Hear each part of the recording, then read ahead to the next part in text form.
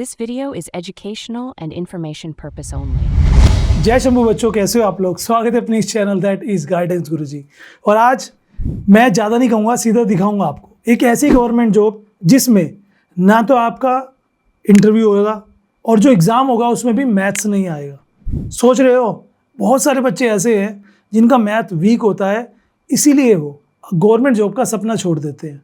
लेकिन अगर आप 12वीं पास हो, सिर्फ यू आर 12 पास आउट और from all over the India, क्योंकि जॉब सेंट्रल गवर्नमेंट से है, आपको सिर्फ टाइपिंग आनी चाहिए। तो टाइपिंग की प्रैक्टिस मस्ट है, क्योंकि 90% बच्चे टाइपिंग में जाके रह जाते हैं जो सेलेक्ट होते हैं उसके बाद। तो टाइपिंग की प्रैक्टिस आज से स्टार्ट कर देना। फॉर्म देख लो कौन सा है, सैलरी अच्छी है, 12 पास आउट एलिजिबिलिटी है, एग्जाम में मैथ नहीं आएगा, ठीक है। तो मैथ्स की टेंशन छोड़ दो, इंटरव्यू भी नहीं होगा उसकी भी टेंशन छोड़ दो। जी हाँ, मैं बात कर रहा हूँ लेटेस्ट वैकेंसी जो आ रही है SSC स्टाफ सिलेक्शन कमीशन की तरफ से। वैकेंसीज काफ़ी ज़बरदस्त है। वैकेंसी है स्टेनोग्राफर C और D।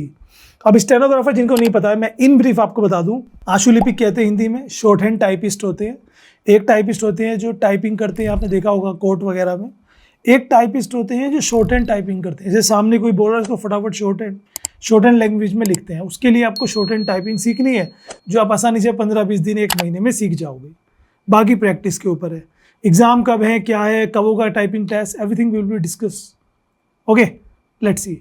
तो गाइस, जैसे कि मैं आपको बता रहा था, ये वैकेंसी जो है आपके लिए भारत सरकार ministry of personal and public governance and pensions, तो आपको पता है ये डिफरेंट डिपार्टमेंट्स की तरफ से वैकेंसीज आती है जो SSC लेकर आता है। आज की जो ये वैकेंसीज है उसके फॉर्म 24 तारीख से स्टार्ट हो रहे हैं। भले समझिए कि स्टार्ट ऑलरेडी हो चुके हैं, लास्ट डेट 15 मई है, 15 मई। तो अप्रोक्स आपको 20-21 दिन का टाइम यहाँ पे मिला है। और एग्ज़ाम की भी डेट आपको मैं बता दूँ, एग्ज़ाम जो है इसका वो जुलाई एंड में या अगस्त फर्स्ट वीक में होगा। तो मई, जून, जुलाई 3 महीने का टाइम आपको मिलेगा प्रिपरेशन के लिए। उसके बाद होगा टाइपिंग टेस्ट। तो लगभग 4 महीने या 3.5 महीने आपको मिल रहे हैं टाइपिंग टेस्ट के प्रिपरेशंस के लिए, है ना। बढ़िया। तो चलिए आगे जानते हैं। ये जो वैकेंसी है मैं पूरा आपको यहाँ पर लेके चलता हूँ, स्क्रीन रिकॉर्डिंग ही दिखा देता हूँ।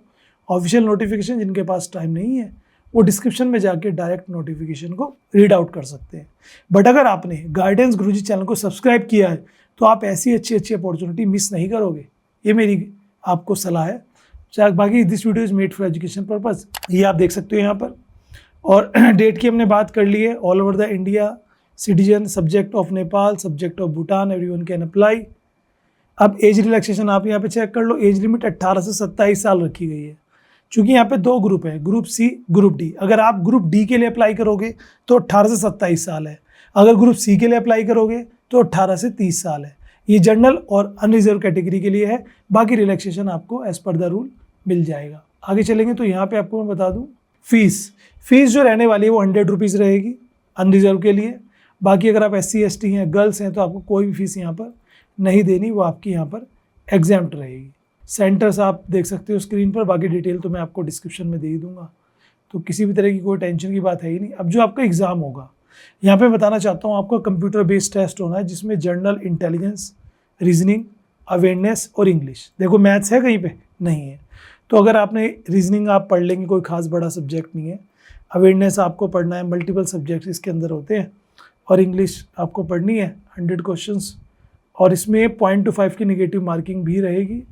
ड्यूरेशन आपको 2 घंटे मिलने वाली है। जब आप ये कर लेंगे तो देन ये इसका सिलेबस आ जाएगा। उसके बाद आपका एक स्किल टेस्ट होगा स्टेनोग्राफी में। वो स्किल टेस्ट आपका ग्रुप D में हिंदी इंग्लिश दोनों लैंग्वेज का होता है। तो 50 मिनट 65 मिनट, ठीक है। यहाँ पे देख सकते हो टाइम ड्यूरेशन और मिनट्स में। ग्रुप C के लिए ये होगा। तो ये आपका होगा मतलब एग्ज़ाम जब आपके हो जाएंगे तो उसमें मेरिट बेस बनता है। रिटर्न क्लियर करने के बाद जो शॉर्ट लिस्ट किए जाते हैं उनको ये देना होता है। फिर उसके बाद एक फाइनल मेरिट लिस्ट जारी होती है, ठीक है। ये सारे डॉक्यूमेंट्स आपको रिक्वायर्ड है यहाँ पर, आप एक बार अच्छे से देख लीजिए। अब सारा प्रोसेस समझते हैं अप्लाई का। अप्लाई कैसे करना है, क्योंकि वो मेन है। तो यहाँ पर तैयारी आप कर सकते हो, सिलेबस वगैरह सब डिस्क्रिप्शन में मैंने दे दिया है। टाइपिंग की तैयारी आज से स्टार्ट कर देना। जो भी 12 पास आउट है उनके लिए एक बेहतरीन मौका है। चलिए मैं आपको दिखाता हूँ अप्लाई कैसे करना है। डिस्क्रिप्शन में लिंक दिया हुआ है, जैसे आप उस पर टैप करेंगे तो आप यहाँ पे पहुँच जाएंगे। जिन्होंने पहले कभी SSC का फॉर्म भरा है तो ssc.gov.in से 1 टाइम आपको रजिस्ट्रेशन करना होता है। अगर किया है तो डायरेक्ट आप लॉगिन करिए, नहीं किया है तो आपको यहाँ पर रजिस्ट्रेशन करना पड़ेगा, जिसमें कुछ स्टेप्स होते हैं, ये आपको कंप्लीट करने हैं। ठीक है, इसके बाद आपको यूज़र आईडी पासवर्ड मिल जाएगा, तो आप लॉगिन पे टैप करना, रजिस्ट्रेशन नंबर डालना, पासवर्ड डालना, कैप्चर डालना और लॉगिन करके अपनी फॉर्म डिटेल भर के कंटिन्यू कर देना। ये सिंपल प्रोसेस है। मैं तो यही कहूँगा आप सबसे, जो भी इंटरेस्टेड हो कि भाई ऐसी कोई गवर्नमेंट जॉब हमें मिले। अब ये जो पोस्ट होती है और इनकी सैलरी और इनमें प्रमोशंस, देखो भारत सरकार के विभिन्न मंत्रालय हैं, सरकारी डिपार्टमेंट्स हैं, उनमें आशुलिपिक शॉर्ट हैंड टाइपिस्ट की नीड होती है, जिसे लेटर टाइप करना, कोई आंसर देना, ये सब काम उनके होते हैं। ठीक है, बेसिकली यहाँ पर जैसे आप ग्रुप डी के लिए ज्वाइन हो जाओगे तो वर्क जोन के बाद, एक एक्सपीरियंस के बाद ग्रुप डी सी में भी आपका जो है प्रमोशन हो जाता है। उसके अलावा और भी ऑप्शंस आपको मिलते हैं, जैसे एग्ज़ाम देकर आगे बढ़ना। सैलरी भी काफ़ी अच्छी यहाँ पर मानी जाती है, और सबसे बड़ी बात है कि इंटरव्यू कोई नहीं है, तो आप रिटर्न क्लियर करो, उसके बाद अपने टाइपिंग पे अपनी पकड़ बनाओ, वो अच्छे से करो ताकि आप शॉर्ट लिस्ट हो सको। आई होप आपको समझ में आ गया है। कोई बात रह गई है तो मुझे कॉमेंट करिए। हर हर महादेव।